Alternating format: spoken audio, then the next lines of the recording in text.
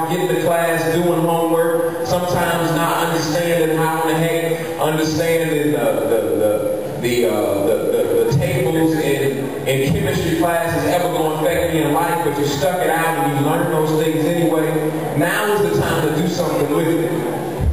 The real test of success in America today is not necessarily those that graduate high school. That's just the start. The real test is what you do with it afterward. And so, when I served as youth pastor at Proviso, what I would always do is I would test all of the teenagers that were in our youth ministry, and I would ask them, by show of hands, who knew what colors they were wearing for prom? Let me do that now. By show of hands, who knows what colors they're wearing for prom? Hands down. Who knows what kind of car they're going to drive or they're going to rent for prom? And who knows exactly where they're going after prom?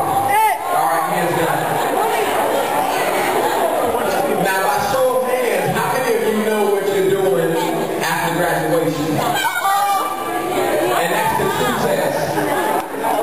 Because the thing that's interesting is, prom is just a one-day event.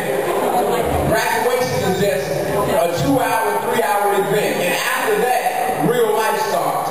And what's sad is that so many people have focused their entire senior year not on filling out college applications, not on preparing for ACTs, not on trying to retake the test to get a better score, but they spent all year deciding, are we going to wear chocolate and ivory, or am I going to wear crimson and ivory? Are we going to wear green, or are we going to wear orange for prom? And never spent that time determining what their future is going to be like. So I congratulate all of you that put your hands up that say that you got a plan for what you're going to do next. Now, the fact that you made it is one thing. That's just the start, the fact that you made it. But now you got to tap into that personal potential that each of you have. On the outside of this building, people think that those that are students of this school are destined for mediocrity. That there's nothing great that can come out of Proviso East. Because they only receive what the news media gives them. That the test scores are low. That some new fighting has broken out. That some student from Proviso East has died. So the expectations for you are extremely low.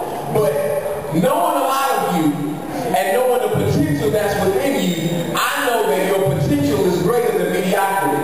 I know that the people that I'm looking at in this room right now are the next leaders of Maywood, are the next leaders of Proviso Township. Somebody here in this room today can be Principal Patch's replacement when he retires. Somebody in this room today can be the next school board president, can be the next state senator of our area, can be the next mayor of Maywood. That's the type of potential that we have in this room, but it's up to you to unlock it. And how do you unlock it? You unlock it by going forward after prom.